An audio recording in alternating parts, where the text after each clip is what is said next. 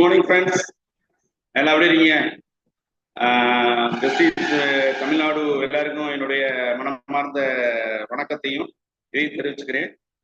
இந்த தடங்களுக்கு வருந்திக்கிறோம் இல்லை, தடங்களுக்கு நான் மகிழ்ச்சி அடைகிறேன். ஏன்னா இதுதான் புதுசு எனக்கு. நான் ஆன்லைன்ல நான் கிளாஸ் எடுத்ததுல ஃபர்ஸ்ட் டைம் பாட்ஷாவுடைய அசோக் சாருடைய வற்புறுத்தலுக்கு இறங்க ஃபர்ஸ்ட் டைம் இந்த கிளாஸை நான் ஆன்லைன்ல பண்றேன்.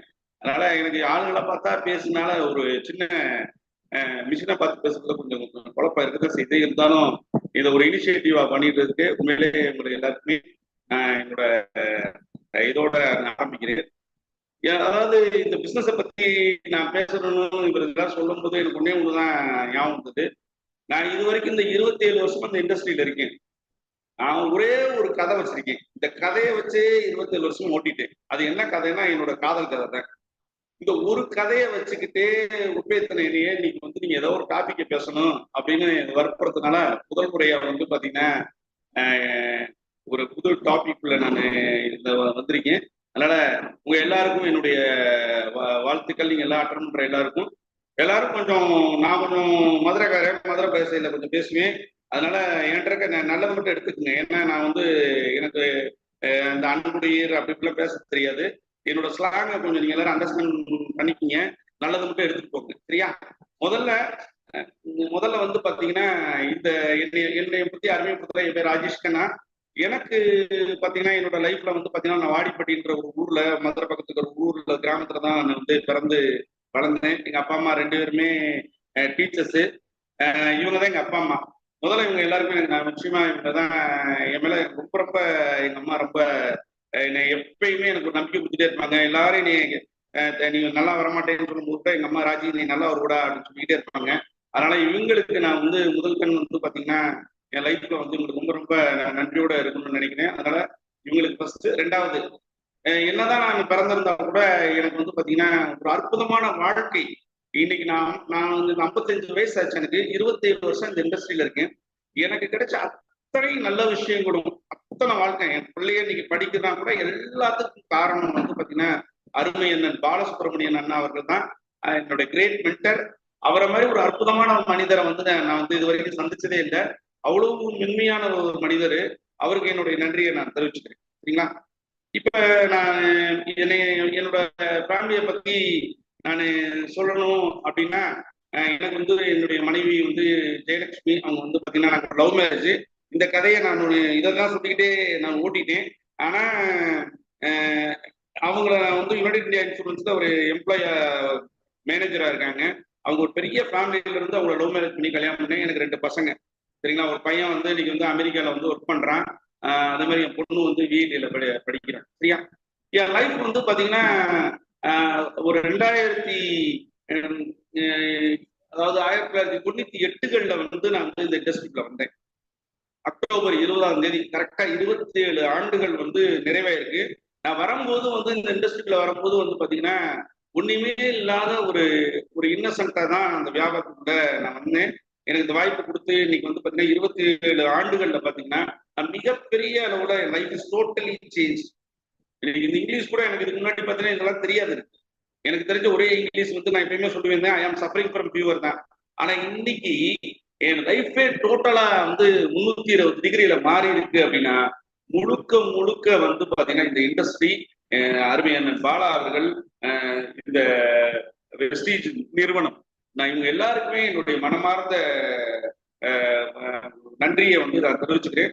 அதனால இவங்களுக்கு அப்புறம் நான் நன்றி தெரிவிக்கணும்னா இந்த வெஸ்டீஜ் கம்பெனி அவங்க பாத்தீங்கன்னா மிஸ்டர் கௌதம்பாலி சார், தீபக், அன்வர் சிங் எல்லாருக்குமே என்னுடைய மிகப்பெரிய, ஏன்னா என் லைஃப்ல இன்னைக்கு பாத்தீங்கன்னா என் பையன் இன்னைக்கு படிக்க வைக்கிறது கூட இன்னைக்கு நான் யூஎஸ்ல படிக்க வச்சேன். அதுக்கு கூட பாத்தீங்கன்னா நம்ம வெஸ்டீஜ் தான் காரணமா இருந்துச்சு.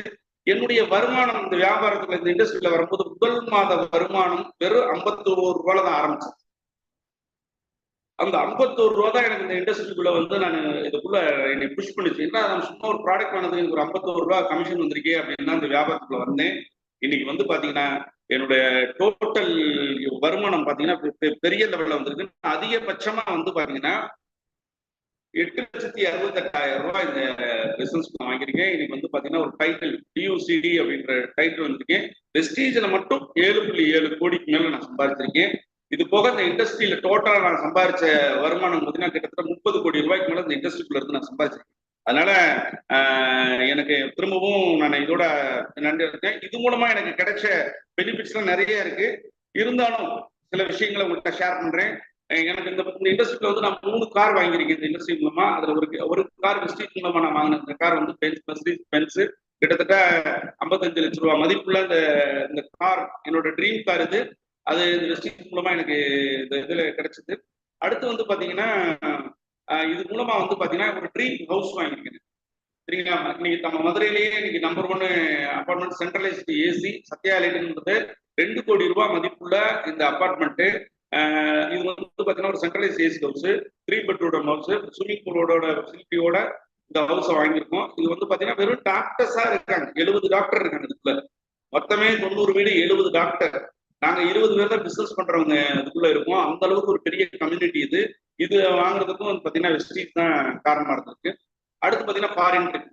இந்த இண்டஸ்ட்ரிக்குள்ள வந்து நான் வந்து கிட்டத்தட்ட 25 ஃபாரின் ட்ரிப் மேல நான் போயிருக்கேன். அதுல வந்து பாத்தீங்கன்னா என்னோட வெஸ்டீஜ் மூலமாவும் நான் நிறைய விஷயங்கள் வந்து இது போயிருக்கேன். இந்த ஃபாரின் ட்ரிப் வந்து பாத்தீங்கன்னா இதுல என்னோட ஃப்ரெண்ட்ஸோட இதோட இது போக நானே தனியா கூட நான் இந்த அமெரிக்கா எல்லாம் போயிட்டு வந்திருக்கேன். அப்ப அமெரிக்கால இருந்து இது வரைக்கும் எல்லா ஐரோப்பா வரைக்கும் எல்லா கண்ட்ரிலையும் எல்லாம் சுத்தி பார்த்துட்டு இருந்ததுக்கு காரணம் வருது இந்த இண்டஸ்ட்ரி வெஸ்டீஜ். அதனால உங்களுக்கு நான் வந்து மிகப்பெரிய நன்றியோட. சரி, இப்ப மேட்ரிக்.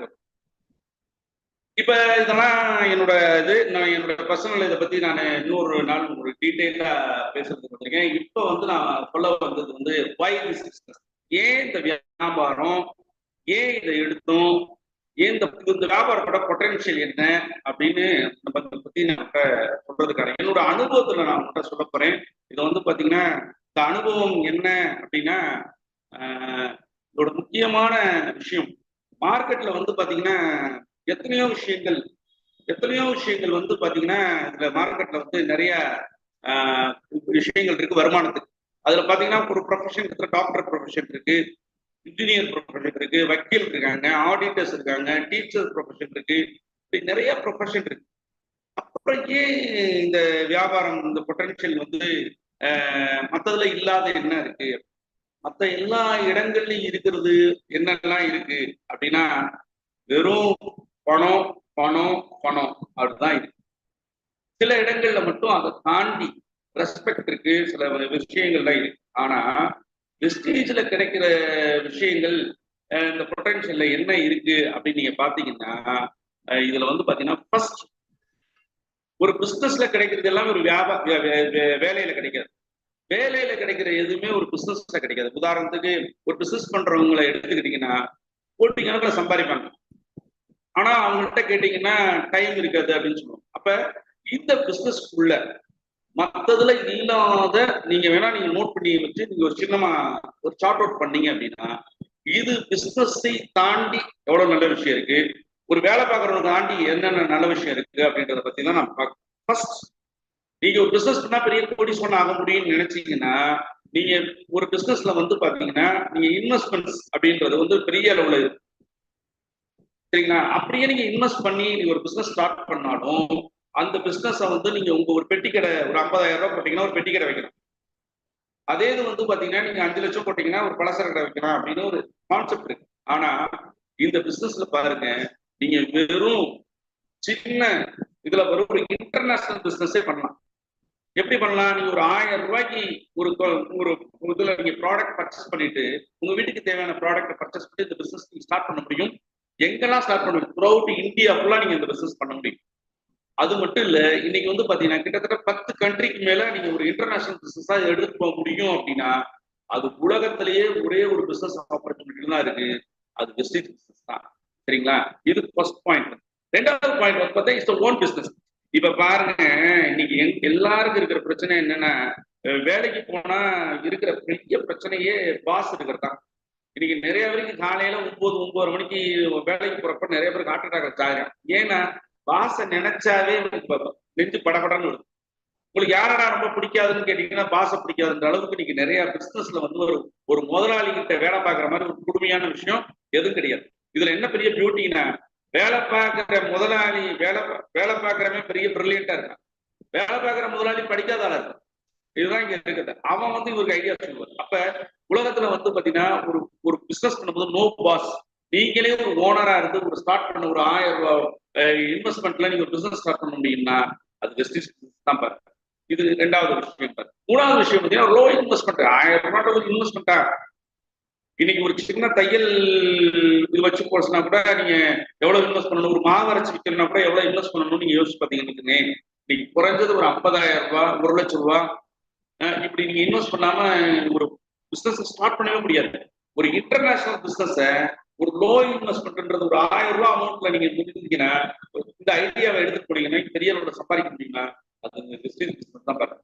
இது மூணாவது விஷயங்கள் இந்த இதுல இருக்கு. நாலாவது விஷயம் பாத்தீங்கன்னா நோ ரிஸ்க் நோ லாஸ். நீங்க வியாபாரம்னு ஆரம்பிச்சீங்கன்னா அன்னையிலிருந்து ரிஸ்க் ஸ்டார்ட் ஆயிடும். என்னென்ன ரிஸ்க் இருக்குன்னு யோசிச்சு பாருங்க. உங்க கடையில என்னென்ன ரிஸ்க், உங்க கடையில வேலை பார்க்குறேன் உங்க இதுல என்னென்னலாம் செய்யலாம், என்னென்ன ரிஸ்க், திருடிட்டு போயிடலாம் இல்லையா, வியாபாரம் ஓடாம இருக்கலாம், தீ பிடிச்சிடலாம், சுனாமி வரலாம், எது வந்தாலும் ரிஸ்க் தான். சரிங்களா? அப்ப ரிஸ்க் இல்லாத ஒரு பிசினஸ் உலகத்துல இருக்குன்னா அது வெஸ்டீஜ் பிசினஸ் தான் பாருங்க. எந்த ரிஸ்க்கும் கிடையாது. ஓவர் ஹெட்ஸ் சொல்லக்கூடிய செலவினங்களே இல்லாத ஒரு வியாபாரம்னா அது இந்த பிசினஸ் தான். No loss. ரிஸ்கே இல்லைன்னா லாஸ் எங்க வரப்போதும்? காசே இல்லாத வியாபாரம் உலகத்துல ஏதாவது இருக்கா? யோசிச்சு பாருங்க. இந்த உலகத்துல நீங்க சும்மா ஒரு கத்திரிக்காய் வாங்கி வித்தா கூட, ஒரு தக்காளி பழம் வாங்கி வித்தா கூட, ஒரு கொய்யாக்காய் வாங்கி வித்தா கூட அதுல ரிஸ்க் இருக்கு, லாஸ் இருக்கு. ஆனா இதுல எதுவுமே இல்லாத செலவினங்களே இல்லாத ஒரு வியாபார வாய்ப்பு இது. சரியா? இது நாலாவது விஷயம். அஞ்சாவது விஷயம் பாத்தீங்கன்னா அன்லிமிட்டெட் இன்கம். ஏங்க நீங்க ஆரம்பிக்கிறது ஏன்னா நீங்க சின்னமா ஆரம்பிக்கிறீங்க, ஒரு ப்ராடக்ட் உங்க வீட்டுக்கு தேவையானதை வாங்கிட்டு ஆரம்பிக்கிறீங்க. ஆனா வருமானம் பாத்தீங்களா இன்னைக்கு எவ்வளவு சம்பாதிக்கலாம்? எல்லாத்துக்கும் ஒரு லிமிடேஷன் இருக்கு. நீங்க வேலைக்கு போனீங்கன்னா ஒரு இன்ஜினியர் இருந்தா இவ்வளவுதான் லிமிடேஷன் இருக்கு, ஒரு டாக்டரா இருந்தா இவ்வளவுதான் லிமிடேஷன் இருக்கு வேலைக்கு போனீங்கன்னா. ஆனா ஒரு தொழில் பண்ணீங்கன்னா லிமிடேஷன். ஆனா இங்கே பாருங்க அதே அளவுக்கு அன்லிமிட்டெட் இன்கம். நீங்க ஹையஸ்ட் இன்கம் ஒரு 1 crore ஏர்ன் பண்றேன். நானே பாருங்க கிட்டத்தட்ட 8,68,000 ஏர்ன் பண்றேன். ஆனா நானும் நீங்களும் எல்லாருமே ஒரு இன்வெஸ்ட்மெண்ட் பாருங்க, லிமிட்டெட் இன்கம்ல அன்லிமிட்டெட் இன்கமா நீங்க ஏர்ன் பண்ண முடியும். இது ஆறாவது விஷயம். அடுத்து நோ ரீஇன்வெஸ்ட்மெண்ட். அட தொழில் இருந்த ஒரு டீ கடை ஆரம்பிச்சா கூட 3 வருஷம் 4 வருஷம் கூட ரெனோவேட் பண்ண வேண்டியது. ஒரு ஜவுளி கடை ஆரம்பிச்சா ரெனோவேட் பண்ண வேண்டியது. ஒரு மிஷினரி வாங்கினீங்கன்னா திருப்பி புது மிஷின் வாங்க வேண்டியது. ரீஇன்வெஸ்ட்மெண்ட் இல்லாத இடமே கிடையாது. சரிங்களா? ஆனா ரீஇன்வெஸ்ட்மெண்ட் இல்லாத ஒரு வியாபார வாய்ப்பு அப்படின்னு எடுத்தா அது நிச்சயமா வந்து பாத்தீங்கன்னா நம்மளோட பிசினஸ் தான். சரியா? அடுத்து ஏழாவது விஷயம் செக்யூர்டு இன்கம் அல்லது ராயல்டி இன்கம் சொல்றாங்க. யோசிச்சு பாருங்க, நீங்க எல்லாரும் வேலைக்கு போற எல்லாருமே பாத்தீங்கன்னா செக்யூர்டா இருக்காங்களா? ஒவ்வொரு ஒரு காலத்துல பொண்ணு கொடுக்கணும்னா யாருக்கு பொண்ணு கொடுத்தாங்க? கவர்மெண்ட் எம்ப்ளாய் பொண்ணு கொடுத்தாங்க. ஏன்? அந்த ஆள் இல்லைன்னா கூட பென்ஷன் கிடைக்கும் அப்படின்னு. எங்க அப்பா அம்மா 2 பேருமே கவர்மெண்ட் டீச்சர்ஸ். அப்ப அந்த காலத்துல என்ன நடந்தது? பொண்ணு கொடுக்கும்போது கவர்மெண்ட் எம்ப்ளாய் பொண்ணு கொடுக்கணும்னு எல்லாரும் நினைச்சாங்க. ஏன்னா அந்த ஆள் இல்ல பென்ஷன் கிடைக்கும், சாகிற வரைக்கும் நமக்கு சாப்பாடு கிடைக்குமா அப்படின்னு சொல்லுவாங்க. ஆனா யோசிச்சு பாருங்க, இன்னைக்கு அப்படி இருக்க நிலைமை. யாருக்காவது பென்ஷன் ஸ்கீம் இருக்கா? யாருக்குமே கிடையாது. அப்ப ராயல்டி இன்கம்ன்றத நம்ம ஏன் இதை சொல்றோம்னா இது ஜென்ரேஷன் வைஸ் இருக்கு. நான் இல்லைன்னா இந்த வருமானம் வந்து எனக்கு என்னுடைய காலத்துக்கு அப்புறம் என்னுடைய மனைவிக்கு போகும், என் மனைவிக்கு அப்புறம் என் குழந்தைக்கு போகுன்ற ஜென்ரேஷன் இன்கம் இருக்கு அப்படின்னா இந்த ராயல்டி இன்கம் உலகத்துல வேற எங்கேயுமே கிடையாது. சரிங்களா?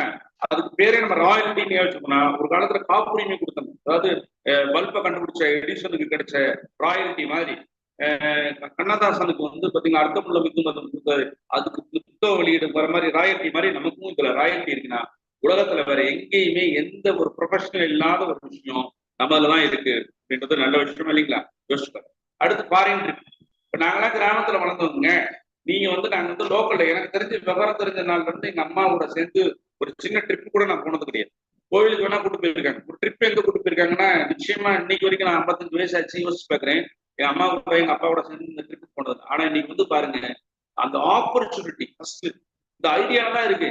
என் ஒய்ஃப் கூட பார்த்தா சென்ட்ரல் கவர்மெண்ட் எம்ப்ளாயி தான். யோசிச்சு பாருங்க அவங்களுக்கு ஏதாவது ட்ரிப்ஸ் இருக்கா? ஆனா எதுவுமே கிடையாது. ஆனா நான் என் மனைவி 20 வெளிநாட்டு கூட்டு போயிருக்கேன். என்னோட அச்சீவ்மெண்ட்ஸ் மூலமா இந்த இதுல மூலமா 20 நாடுகளுக்கு மேல அவங்களை கூட்டு போயிருக்கேன். 5 தான் நான் தனியா போயிருக்கேன். அப்ப யோசிச்சு பாருங்க ஃபாரின் ட்ரிப்ன்றது எவ்வளவு பெரிய விஷயம். அது வந்து பாத்தீங்கன்னா லைஃப் ஃபுல்லா கொஞ்சம் கொஞ்சமா சேர்த்து ஒரு ஃபாரின் ட்ரிப் போறதுக்கே இன்னைக்கு நிறைய பேர்னால முடியல. நீங்க நிறைய பேர் ஒரு ஃபாரின் ட்ரிப் போறதுக்கு அவங்க பணம் சேர்த்து வச்சுட்டே வரும். ஆனா கம்பெனியே நமக்கு வந்து இதுல ஒரு ப்ரொமோஷன் இதுல வந்து பாத்தீங்கன்னா இது ஒரு லைஃப் ஸ்டைல் போனஸ் மாதிரி ஒன்று கொடுத்துருக்காங்க அப்படின்னா அது வெஸ்டீஜ்ல தான் இந்த ஆப்பர்ச்சுனிட்டி இருக்கிறத நம்ம மறந்துடக்கூடாது. இது 8வது பாயிண்ட். இப்ப நீங்க இதெல்லாம் பாருங்க, நீங்க கம்பேர் பண்ணி பாருங்க, மற்ற துறைகள்ல இது இருக்கா? ஒரு டாக்டர் ப்ரொஃபஷன் இருக்கா, ஒரு இன்ஜினியர் ப்ரொஃபஷன் இதெல்லாம் இருக்கா அப்படின்னு பாத்தீங்கன்னா இதெல்லாம் கிடையாது. நீங்க எவ்வளவு பெரிய டாக்டரா இருந்தாலும் செக்யூரிட்டி இன்கம் இருக்கா? இன்னைக்கு இருந்து அதை சொல்லுவாங்க, விவேக் சொன்ன மாதிரி இன்னைக்கு இருந்தா நான் இன்னைக்கு சத்தா நாளைக்கு பாலுடா அப்படின்னு யோசிச்சு பாருங்க. நீ எவ்வளவு பெரிய மாசம் 10 லட்சம் கூட சம்பாதிக்கணும், இல்ல டெய்லி 1 லட்சம் ரூபா கூட அந்த டாக்டர் சம்பாதிக்கணும். நாளைக்கு அவர் இல்லை என்றால் அந்த வருமானம் நிக்குமானா அது பேசிவா மாறுமா? இல்ல, அது பேர் ஆக்டிவ் இன்கமா போயிடும். அப்ப இந்த விஷயங்கள் இதுல இருக்கு. அடுத்து லைஃப் ஸ்டைல் பிசினஸ் அப்படி. இது என்னங்க லைஃப் ஸ்டைல்? எனக்கு இது புரியல. நான் கிராமத்துல இருந்தது லைஃப் ஸ்டைல் சரிங்களா? நான் லைஃப் ஸ்டைல் கடை பிறந்ததுக்கு அது என்ன லைஃப் ஸ்டைல்? யோசிச்சு பாருங்க. நீங்க எவ்வளவு வேணா பணம் வச்சிருக்கணும், எவ்வளவு வேணா சம்பாதிக்கணும். நாளைக்கு நீங்க பாருங்க, எவ்வளவு பெரிய கோடீஸ்வரனா வேணா இருக்கலாம். அந்த கோடீஸ்வரன் ஒரு சாதாரண கிராமத்துக்காரனா இருந்தா நம்ம வீட்டுல இருக்க பொண்ணு கல்யாணம் பண்ணிக்குமா? அவனை ஒரு கையிலேயே கட்டிட்டு வரையாட வச்சுக்கோங்க. அவங்க வீட்டுல பார்த்தோன்னா 50 ஏக்கர் இடம் இருக்குப்பா, 100 ஏக்கர் வயக்காடு இருக்குப்பா அப்படின்னு இருக்காங்க. நீங்க கல்யாணம் பண்ணி கொடுத்துருவீங்களா? இல்ல அந்த பொண்ணு தான் கட்டிக்கணும். யோசிச்சு பாருங்க. இந்த லைஃப் ஸ்டைல் இருந்தாதான் அந்த பொண்ணு கட்டிக்கணும். அப்ப ஒரு லைஃப் ஸ்டைல்ன்றது எங்க இருக்கு? நீங்களே கொஞ்சம் கற்பனை பண்ணி பாருங்க. ஒரு டாக்டர் எப்படி இருக்கணும்னு உங்களுக்கு மனசுக்குள்ள நீங்க சொன்ன உடனே ஒரு மைண்ட்ல ஒரு ஓடும். இப்படி இருந்தா கொஞ்சம் யோசிச்சு பாருங்க. நீங்க உள்ள போறீங்க, ஒரு டாக்டர் கதவை திறந்துருக்காரு, உள்ள போறாரு. அவர் நல்ல ஒரு உருமா கட்டிட்டு, நல்ல பட்டை போட்ட ட்ரௌசர் போட்டு, ஒரு கையை ஏற்றி கட்டிட்டு, ஒரு முண்டாமணியை போட்டு, பவர் சோப்னு எழுதின ஒரு முண்டாமணி போட்டு, ஒரு சிப்பிப்பிடியை உள்ள சொல்லிட்டு உட்காந்துருந்தானே என்ன ஆயிருவீங்க? அதிர்ச்சி அடி வெளியே ஓடி வந்துருவீங்க. என்னப்பா இது? அப்ப யோசிச்சு பாருங்க. உங்க கற்பனையில ஒரு டாக்டர் எப்படி இருக்கணும்? ஒரு கோட் போட்டிருக்கணும், ஒரு டை கட்டி இருக்கணும், இல்லைன்னா ஒரு நல்ல ஷூ போட்டிருக்கணும் அப்படின்னு நீங்க நினைக்கிறீங்க. யோசிச்சு பாருங்க. அப்ப ஒரு லைஃப் ஸ்டைல் தேவைப்படுது. இதே ஒரு ரிக்ஷா ஓட்டுறவன் எப்படி இருக்கணும்னு உங்களுக்கு வச்சுக்க, அவன் தான் ஒரு ட்ரௌசர் போட்ட லுங்கியும் ஒரு பட்டை போட்ட ட்ரௌசரும் அவன் கட்டியிருப்பான். கரெக்டா இல்லையா? அவன் போட்டு கூலிங் கிளாஸ் ரேபான் கிளாஸ் எல்லாம் போட்ட நீங்க போவீங்களா? அப்ப லைஃப் ஸ்டைல் கொஞ்சம் டிஃபரன்ஸ் நீங்க பாருங்க. எல்லா இடமும் எல்லாரும் லைஃப் ஸ்டைல் மெயின்டைன் பண்ண முடியாது. எவ்வளவு பெரிய கோடீஸ்வரனா இருந்தாலும் கிராமத்துக்கு போய் ஒரு ஷூ, நீங்க ஷூ வாங்கி கொடுத்தா போட்டுருவானா? ஷூ வாங்கி போட்டு வாடான வருவானா? இல்ல ஒரு பிளேசர் போட்டுருவாங்களா? நானும் ஒரு பிளேசர் வாங்கினேன் கல்யாணத்தப்ப. அந்த பிளேசர் அதுக்கடுத்து எப்போ யூஸ் பண்ணும். என் முன்னாடி சொல்லுவா அடிக்கடி, எதுக்குடா அந்த பிளேசரை 10,000 ரூபாய் போட்டு அந்த காலத்துல வாங்கினேன், பேசாம அதுக்கு ஏதாவது நகை வாங்கிருக்கலாம்.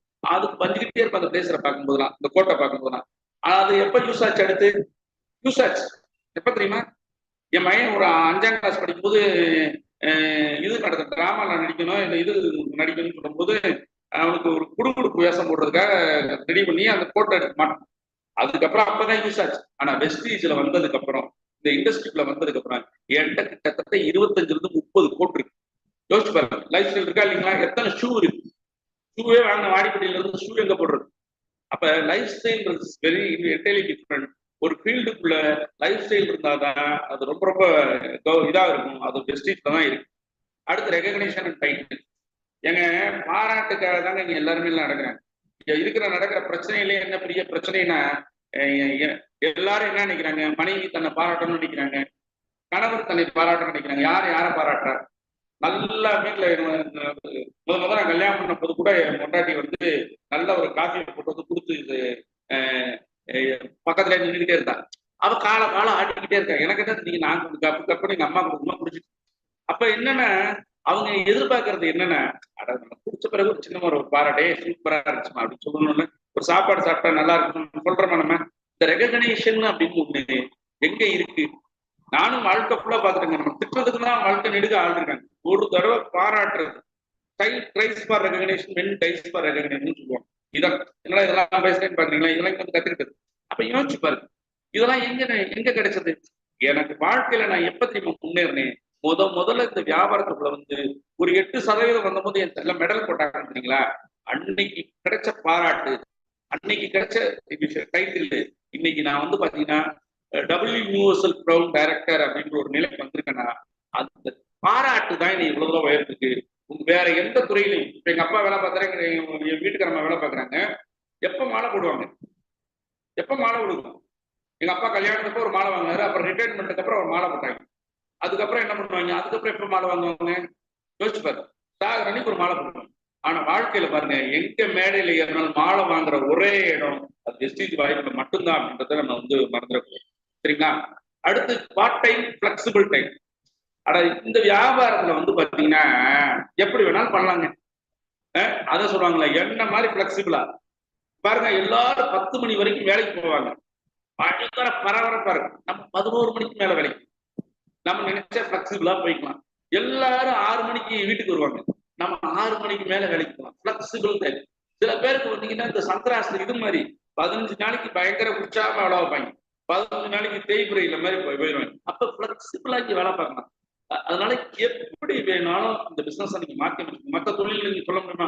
எப்ப வேணாலும் கடை திறக்க முடியும், எப்ப வேணாலும் வேலைக்கு போக முடியும்னு சொல்ல முடியுமா? ஒரு முதலாளிகிட்ட உங்க சீட்டை கழிச்சு கொடுத்து போறோம். ஆனா வெஸ்டிஜ் வியாபார வாய்ப்புல மட்டும்தான் நீங்க பிளெக்சிபிளாகவும் ஒர்க் பண்ணலாம், ஒரு பார்ட் டைமாவும் ஒர்க் பண்ணலாம், இல்ல ஃபுல் டைமாவும் ஒர்க் பண்ணலாம். அப்படின்னா இந்த ஆப்பர்ச்சுனிட்டியில மட்டும்தான் இருக்கும். No experience needed. உலகத்துல வந்துங்க எந்த விஷயமா இருந்தாலும் அனுபவம் கேட்கிறேன். ஒரு புரோட்டா மாஸ்டர் போட்டேன்னா ஒரு அனுபவம் இல்லாம புரோட்டா போட முடியுமா? எந்த துறையில என்னாச்சும் அனுபவம் இல்லாம எடுத்துக்கோங்களா? ஏன் இந்த துறையில இருந்து அனுபவம் தேவையில்லைன்னா, எனக்கு அனுபவம் வாய்ந்த எனக்கு மேல இருக்கிறவங்க எனக்கு வழி நடத்தும் போது இங்க எக்ஸ்பீரியன்ஸ் தேவையில்லை, படிப்பு தேவையில்லை, எஜுகேஷன் தேவையில்லை, படிச்சவங்க தான் ஜெயிக்க முடியுமா? இதுல என்ன பெரிய உங்களுக்கு ஒரு நல்ல நிறைய விஷயம்னா, இங்க இருக்கிற எல்லா பெரிய அச்சீவரும் பாத்தீங்கன்னா ரொம்ப ரொம்ப கெட்டிக்காரங்க, ஒழுக்கமானவங்க. பாலா சாரா இருக்கட்டும், ஆர்.எஸ். ராஜன் சாரா இருக்கட்டும், ரொம்ப ரொம்ப டிசிப்ளினான.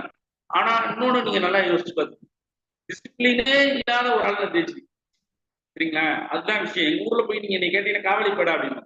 ஆனா அந்த மாதிரி இருந்த ஆளை கூட, எந்த அனுபவம் இல்லாத ஆளு கூட இந்த வியாபாரத்துக்குள்ள வந்து ஜெயிக்க முடியுமா? ஒரு உதாரணம் நானே இருக்கேன் அப்படின்றத நீங்க மறந்துடாதீங்க. யார் வேணாலும் எப்ப வேணாலும் டிசிப்ளினா மாற முடியும். அதுக்கு நானே ஒரு உதாரணம். அடுத்து செல்ஃப் டெவலப்மெண்ட். எனக்கு நல்லா டான்ஸ் ஆடுவேங்க. எங்க ஊர்ல எவன் வீட்டுல எது நடந்தாலும் சரி நான் தான் டான்ஸ் ஆடுவேன். ஆனா எனக்கு வந்து பாத்தீங்கன்னா மேடையில பேசுறதோ இல்ல மைக்க பிடிச்சு பேசுறதோ இல்லைன்னா இந்த மாதிரி இந்த ஸ்கில் இதெல்லாம் வந்து நம்மகிட்ட கிடையாது. ஆனா இங்க வந்த பிறகு மைக்க பிடிச்சா எனக்கு கை காலில் நடுங்குற ஒரு ஆடு நான் மட்டும் தான் அப்படின்னா இன்னைக்கு பாத்தீங்கன்னா இந்த செல்ஃப் டெவலப் பண்றது இன்னைக்கு எவ்வளவு பெரிய விஷயம். இன்னைக்கு எவ்வளவு பெரிய மேடையில எத்தனை ஆயிரம் பேர் வந்து நின்னாலும் இன்னைக்கு பேசுறதுக்கான முதல்ல ஒரு தைரியத்தை கொடுத்துருக்குன்னா அது நிச்சயம் இந்த இண்டஸ்ட்ரியில தான், இந்த பிசினஸ் தான் அப்படின்றத நீங்க மறந்துடவே கூடாது. அது நான் மட்டும் இல்லை, நீங்க பேசுற அத்தனை பேருமே ஒரு நாள் பேச தெரியாதவங்க தான், சரிங்களா? அதனால செல்ஃப் டெவலப்மெண்ட். நீங்க எத்தனை பெண்கள் நீங்க இந்த வியாபாரத்தை வந்து மிகப்பெரிய அளவுல வந்திருக்காங்க, எத்தனை ஆண்கள், படிக்காத ஆண்கள் எத்தனை பேர் நீங்க இதுல பெரிய அளவுல சாதிச்சிருக்காங்க அப்படின்னா செல்ஃப் டெவலப்மெண்ட்ன்றது ரொம்ப ரொம்ப மிகப்பெரிய விஷயமா இருக்கு. அடுத்து பாத்தீங்கன்னா ஃப்ரீடம். இந்த சுதந்திரம் வந்து பாத்தீங்கன்னா இந்த உலகத்துல சுதந்திரம் மாதிரி ஒரு அற்புதமான விஷயம் எதுவுமே கிடையாது. இன்னைக்கு எல்லாருமே எதிர்பார்க்கறது என்ன கேட்கறாங்க? சுதந்திரம். நம்ம கூட பாருங்க, சுதந்திரம் எனது பிறப்புரிமை. வீட்டுல எல்லாரும் நம்ம என்ன சொல்றாங்க? சுதந்திரம் தான் எதிர்பார்க்கறோம். இந்த சுதந்திரம் எங்க இருக்கு? வேலைக்கு போற இடத்துல சுதந்திரம் இருக்கா? 10 மணிக்கு போனா 10 மணிக்கு தான் நீங்க போகணும். ஏதாவது சுதந்திரம் இருக்கா? நீங்க நல்லா ட்ரெஸ் பண்ணிட்டு போக முடியுமா? முதலாளியை காட்டுறீங்க. எந்த சுதந்திரம் கிடையாது. உடைய சுதந்திரம் கிடையாது, நேர சுதந்திரம் கிடையாது, எந்த சுதந்திரம் கிடையாது. எவ்வளவு வேணா சம்பாதிக்கிற சுதந்திரம் இருக்கா? அதுவும் கிடையாது. அப்ப முழுக்க முழுக்க ஒரு சுதந்திரம் விரும்புறவங்களுக்கு இது வந்து பாத்தீங்கன்னா எப்பனாலும் நீங்க இந்த பிசினஸ் பண்ணலாம், எப்படினாலும் பண்ணலாம், எப்பனாலும் வரலாம், எப்பனாலும் போகலாம், சரிங்களா? இங்க எந்த ரெஸ்ட்ரிக்ஷன் கிடையாத ஒரு சுதந்திரம் வந்து பரிபூர்ணமா இருக்கு அப்படின்னா வெஸ்டிஜ் வியாபார வாய்ப்பு தான் அப்படின்றத நீங்க மறந்துடும். சரி, அடுத்து பாத்தீங்கன்னா வின்வின் பாலிசி. அட நம்ம வாழ்க்கையினாவே ஒருத்தர் முடிச்சு கட்டினா தான் வளர முடியும். 4 பேரை முடிச்சு கட்டினா தான் நீங்க வளர முடியும். அப்பதான் வாழ்க்கை ஒரு கேம் விளையாடுறீங்க. நம்மளும் ஆஸ்திரேலியா விளையாடுறோம், ஆஸ்திரேலியா தோத்தா தான் ஜெயிக்க முடியும். வாழ்க்கைன்றது எல்லா இடத்துலயும் ஒரு ரூல் இருக்கு. இந்த ரூல் என்ன ரூல்னா அடுத்தவன் தோத்தாதான் ஜெயிக்கும். இதுதான் எழுதப்படாத சட்டம். ஒருத்தனுக்கு ப்ரொமோஷன் ஆனா நமக்கு ப்ரொமோஷன் ஆகாது. நீங்க கவர்மெண்ட்ல வேலை பார்க்குறீங்க, 10 பேர் இருக்கான், ஒருத்தனுக்கு ப்ரொமோஷன் 9 பேருக்கு ப்ரொமோஷன் ஆகுது. கரெக்டா இல்லைங்களா? எல்லா இடத்துலயுமே பாருங்க, வீட்லயே அண்ணன் தம்பி அக்கா தங்கச்சி வின் பாலிசியா இருக்கா?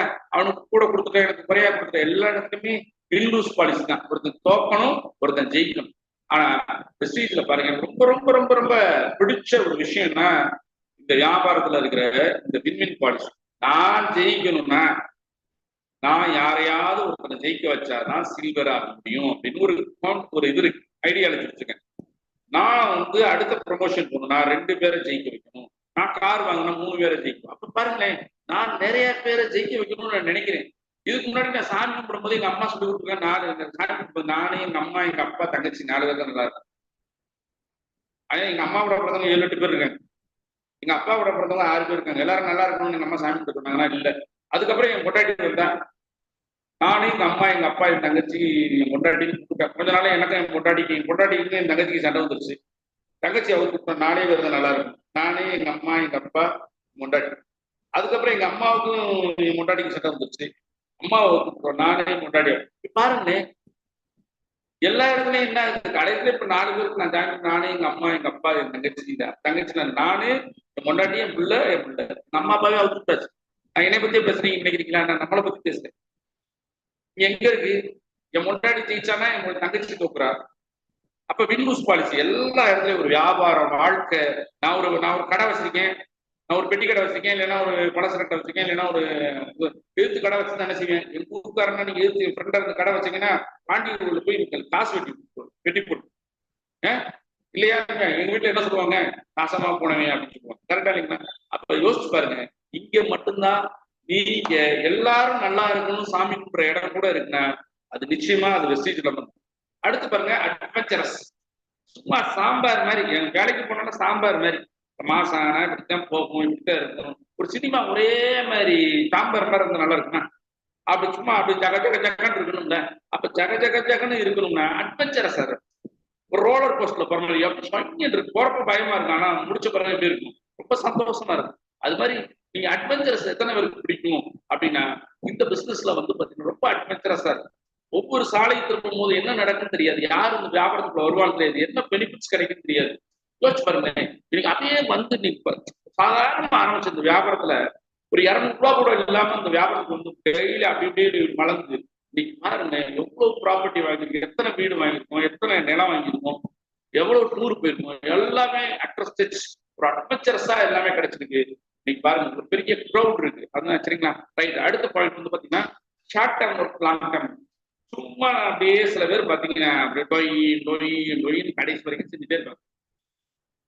சரி 35 வருஷம் வேலை பார்த்துருக்காங்க, வாத்தியார் வேலை எங்க அப்பா பார்த்தாரு. என்ன நடந்திருக்கும் 2வது டே அதெல்லாம் பார்த்துட்டு கடைசியில பாத்தீங்கன்னா எல்லாம் சலிச்சு போயிடும். ஆனா இது அப்படி கிடையாது பாருங்க.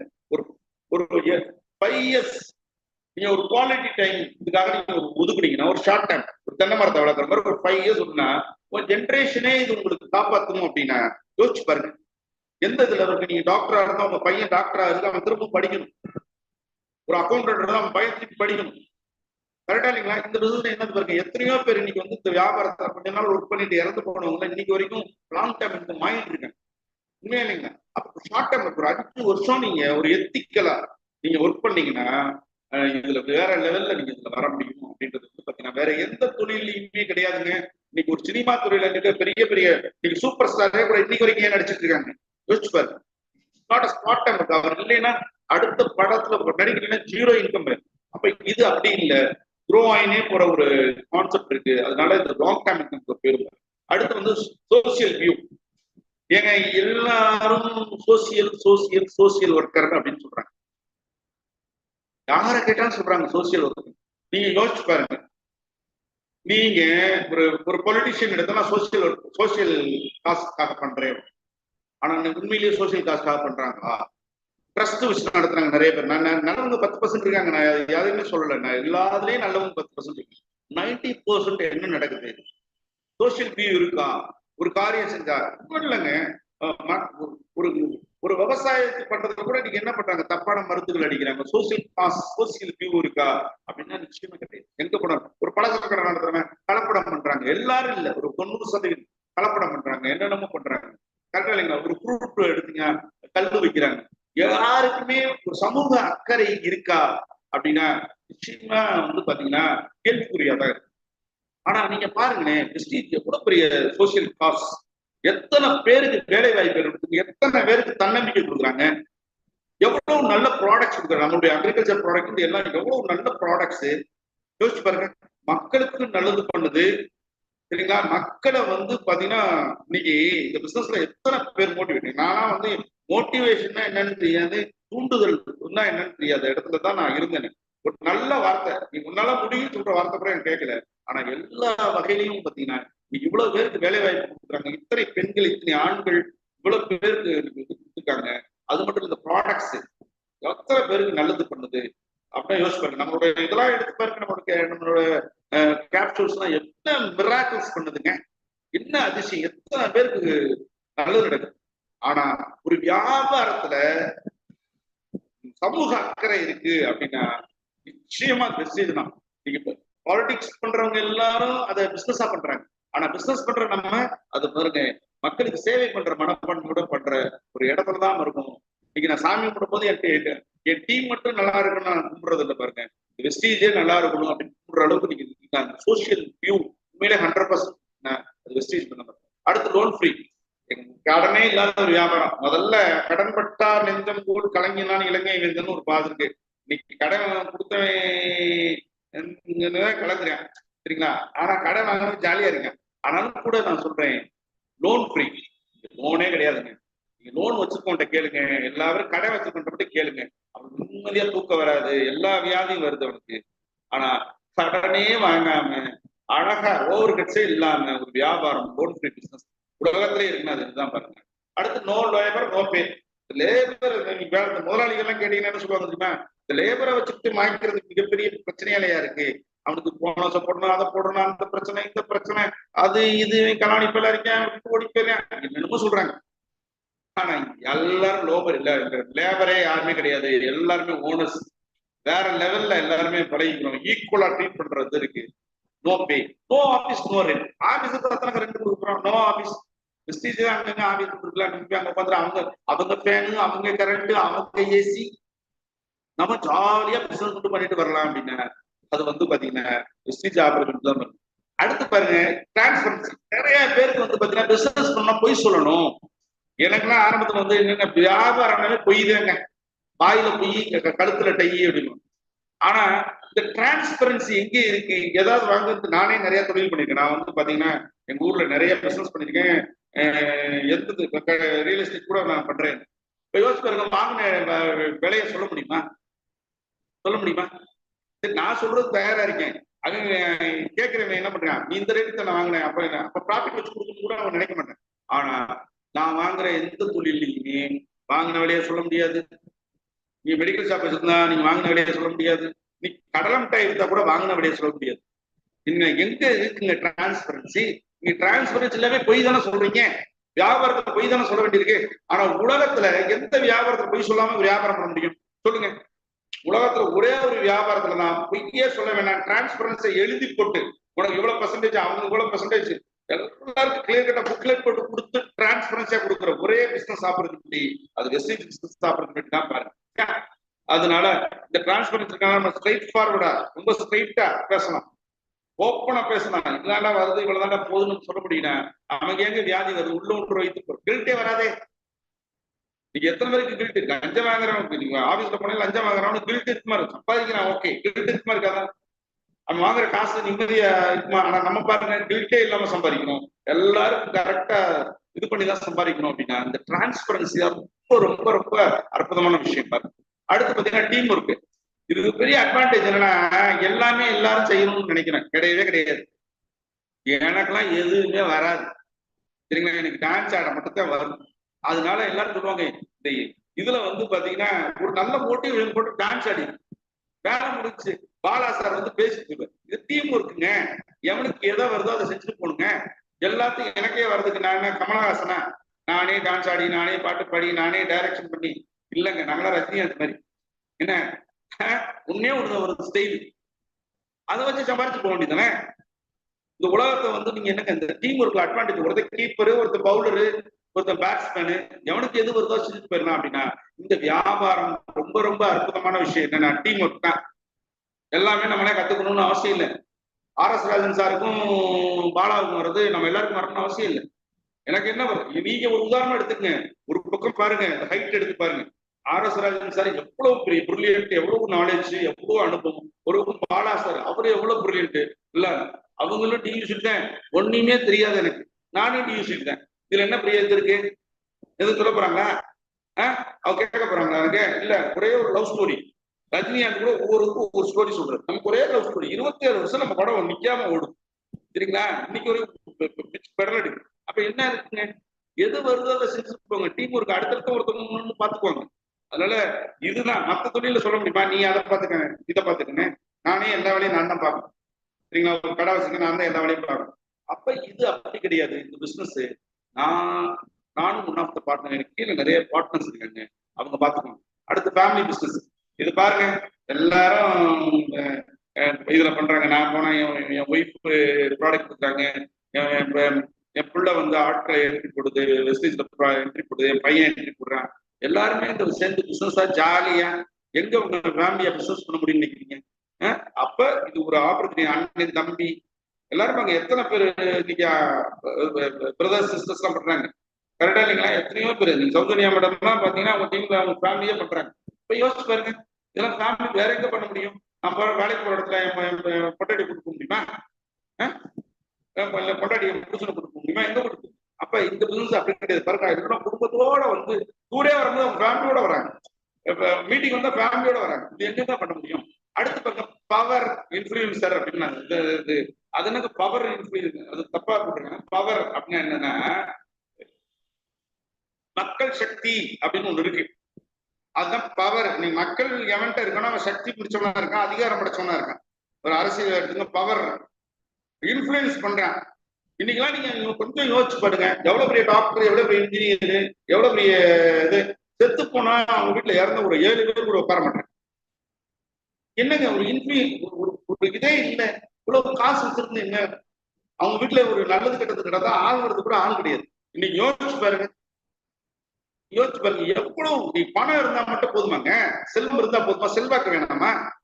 அப்ப செல்வாக்குன்றது எதுங்க? மக்கள் தான். மக்கள் யாருக்கு இருக்கணும்? செல்வாக்கானாலும். நீங்க RS ராஜன் சார் கல்யாணத்துக்கு போனோம், எவ்வளவு பெரிய கிரௌட், எவ்வளவு பெரிய மண்டபம். யோசிச்சு பாருங்க, என்னது? நாங்கன்னா ஒரு எங்க அம்மாவுக்கு ஒரு விசேஷம் வச்சோம், எவ்வளவு பேரு. ஒரு ஆஸ்பத்திரியில போய் அட்மிட் பண்ணா கூட பாக்குறதுக்கு 100 பேர் 200 பேர் வரேன்.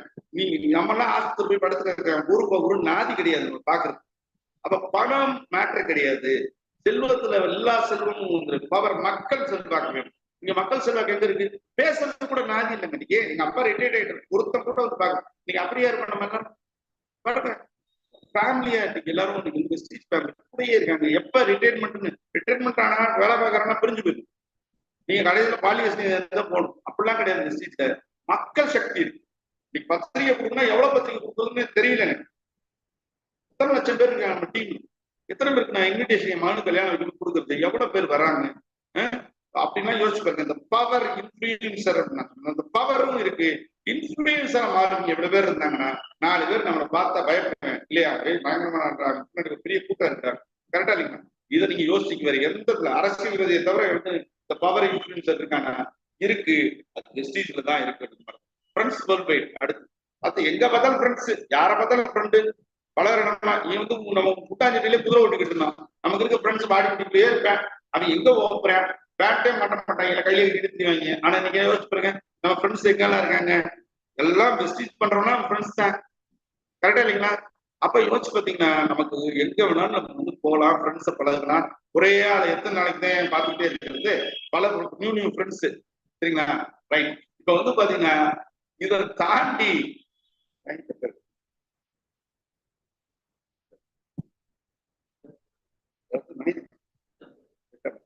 சரி, இதை தாண்டி வந்து பாத்தீங்கன்னா நமக்கு வெஸ்டீஜ்ல வந்து நிறைய விஷயங்கள் வந்து நம்ம இருக்கு. நானும் நிறைய பாயிண்ட்ஸ் என்னால என்னுடைய அனுபவத்தின் மூலமா அவங்ககிட்ட சொல்ல முடியும். என் அனுபவம் வந்து பாத்தீங்கன்னா இதுல வந்து பாத்தீங்கன்னா நான் பேசுறது எல்லாமே ஏதோ பாயிண்ட போட்டு பேசுறேன்னு நீங்க நினைக்காதீங்க. எனக்கு இதை பார்த்து பேச தெரியாது. நான் இப்ப பழகின ஆளே கிடையாது. நான் வாயில வர்றதை சொல்லிட்டே இருப்பேன். பிடிச்சு போட்டு 1 2 3 போட்டு எனக்கு பேச வராது. அதுவே எனக்கு நிறைய அதை பார்த்தே பேச வேண்டியது. ஆனா யோசிச்சு பாருங்க, இந்த பிசினஸ்ல கிடைக்கிற நல்ல விஷயங்கள் நீங்க கம்பேர் பண்ணி பாருங்க. நான் இப்ப ஒரு 50 பாயிண்ட் கூட சொல்ல முடியும். நான் ஒரு 28 பாயிண்ட் முன்னாடி நான் எடுத்து வச்சிருக்கேன். நீங்க நல்லா யோசிச்சு பாருங்க, ஒரு டாக்டருக்கு டைம் இருக்கா? டைம் கொடுக்க முடியுமா? கொஞ்சம் யோசிச்சு பாருங்க. ஃபேமிலிக்கு டைம் கொடுக்க முடியுமா? அவங்க நாளைக்கு அவங்க பசங்க வந்து ஒரு டிராமால வந்து நடிக்கிறாங்க, இல்ல டான்ஸ் ஆடுறாங்க, ஒரு 5ஆம் கிளாஸ் படிக்கிற பையன் வந்து பண்றாங்கன்னா அதை இவங்க விட்டுட்டு போய் அந்த டான்ஸை பார்க்கறதுக்கு நேரம் இருக்கா? யோசிச்சு பாரு. எது ப்ரீசியஸ்? சில நேரங்கள்ல வந்து அந்த குழந்தையை பொறுத்தவரை எது ப்ரீசியஸ், எது ரொம்ப முக்கியம் அப்படின்னு நீங்க நினைக்கணும். ஒரு குவாலிட்டி டைம் கொடுக்க முடியுமா? யார் கொடுக்குறாங்க? நீங்க அமெரிக்கால வேலை பார்க்குறாங்க, வேலை பார்க்குறாங்க, அம்மா ஆஸ்பத்திரியில இருப்பாங்க, பார்க்க வர முடியுமா? இந்த குவாலிட்டி டைம் உங்களால் ஒதுக்க முடியுமா? யோசிச்சு பாரு. பணம் எங்கனாலும் சம்பாதிக்கலாம், பணம் எங்கனாலும் கிடைக்கும். ஆனா நான் சொல்ற இந்த 25 பாயிண்ட்ல நீங்க சேலஞ்ச் பண்ணுங்க. 5 பாயிண்ட் அவங்கள்ட்ட இருக்கு அப்படின்னு சொன்னீங்கன்னா நீங்க என்ன வேணாலும் பண்ணணும்.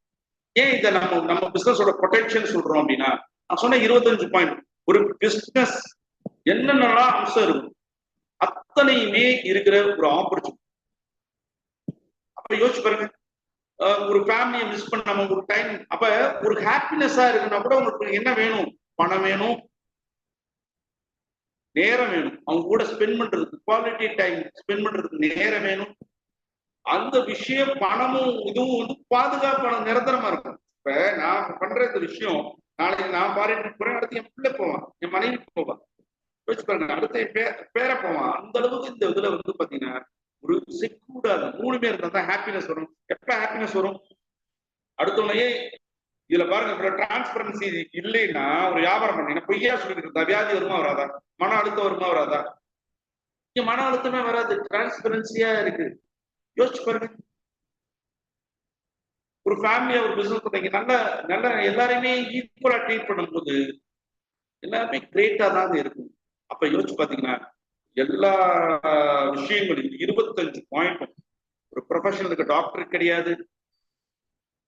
சில விஷயங்கள் அவங்க மட்டும் தான் அவங்கள்ட்ட இருக்கு, பணம் இருக்கு. நீங்க டிரான்ஸ்பரன்சியா இருக்க முடியுமா? ஒரு டாக்டர் நான் சொல்றது 95% சொல்றேங்க, 5% நல்லவங்க இருக்காங்க. சொல்ல முடியுமா?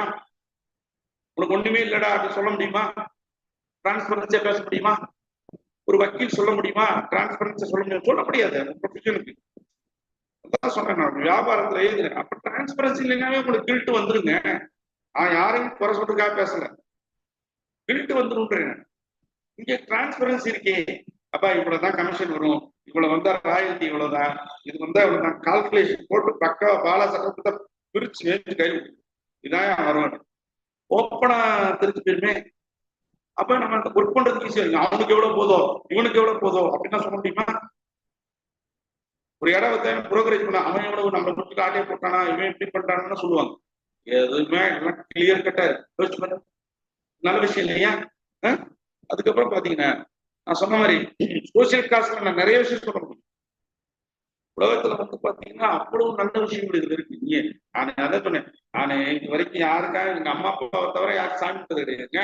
இன்னைக்கு அட்லீஸ்ட் என் டீம் பெஸ்ட்டுக்கு நல்லா சாமி கும்பிடுறேன், சத்தியமா கும்பிடுறேன். சும்மா எல்லாம் பேச்சுக்கெல்லாம் சொல்லல. இதுல என்ன என் கூட சண்டை போட்டு போனாலும் சாமி கும்பிடுறாங்க, நல்லா இருக்கும். ஏன்னா வந்து இன்னொரு பெரிய நல்ல விஷயம் என்ன தெரியுமா? நம்ம மற்ற இடத்துல நம்ம தான் தொழில் கற்றுக் கொடுப்போம். ஆனா கடைசியில என்ன பண்ணுவேன், நம்மள்ட்ட போட்டு எதிர்த்து போய் கடை போட்டு நமக்கு ஆப்போசிட்டா நம்ம பிசினஸ் பண்ணாங்க. ஆனா இங்க என்ன நல்ல விஷயம்னா, நம்ம கூட சண்டை போட்டாலும் பரவாயில்ல, நீங்க நம்ம காசு கொடுத்து கரெக்டா இல்லைங்களா? அப்ப நான் கற்றுக் கொடுத்ததுக்கு எனக்கு ராயல்டி இருக்கா இல்லையா? கண்டிப்பா இருக்குங்க. நம்ம இதுக்கு அவனும் நல்லா இருக்கு போறேன், நம்ம கிட்ட இருக்கு, அவனும் சேர்த்து அமைப்புவோம். அதனால எந்த இது கிடையாது. அதனால ரொம்ப ஹாப்பியா ரொம்ப அழகா பண்ற ஒரு வியாபார வாய்ப்பு நீங்க எல்லாரும் வந்திருக்கீங்க. இதை வந்து ரொம்ப இன்னசென்ட்டா பண்ணுங்க. ஏன் நான் இதை இன்னசென்ட்டா பண்ணுங்க அப்படின்னு உங்கள்கிட்ட சொல்றேன்னா, இந்த வியாபாரத்துக்குள்ள வரும்போது நீங்க இன்னசென்ட்டா தான் இருந்தீங்க. கடன்னு என்ட்ரி போட்டீங்க. கரெக்டா இல்லைங்களா? Yes sir. இன்னசென்ட்டா இருக்க வரைக்கும் ஹாப்பினஸ் இருக்குது, இன்னசென்ட்டா இருக்க வரைக்கும் மரியாதை இருக்கு, சரிங்களா? அதே அந்த லவ் அந்த லவ் வந்து இருக்கணும். இதுல பிசினஸ் மேல வந்து அந்த லவ் இருக்கணும், உங்க லீடர் மேல அந்த லவ் இருக்கணும். அது மட்டும் அந்த பக்தி அது இருக்கணும். இருக்கணுமா இல்லையா? இதெல்லாம் வந்து இன்னசென்ட்டா இருக்கணும். அப்படி இருந்தீங்கன்னா இன்னசென்ட்டா இருக்க வரைக்கும் என்ட்ரி வந்துச்சு. கரெக்டா இல்லைங்களா? நம்ம அறிவு கூடின உடனே என்ட்ரி போயிடுச்சு.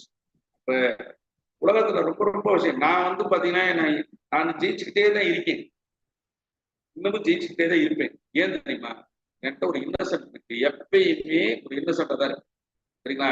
அதுக்காக நான் முட்டாள் கிடையாது, சரிங்களா? ஆனா அந்த இன்னசென்ட்டை கீப் அப் பண்ணிக்கிட்டே இருக்கும்போது பாலா சார் என்ன சொன்னாலும் செய்யணும்னு எனக்கு அதுக்கு முன்னாடி இல்லை படத்துக்க வேண்டியது. அந்த இன்னசென்ட் குழந்தையா இருக்கும்போது இன்னசென்ட் வந்து ஹாப்பியா இருக்கும். நீங்க இன்னசென்ட்டா இருக்க வரைக்கும் உங்களை எல்லாருக்கும் பிடிக்கும், நீங்களும் இன்னசென்ட்டா இருக்க வரைக்கும் உங்களையே உங்களுக்கு பிடிக்கும்.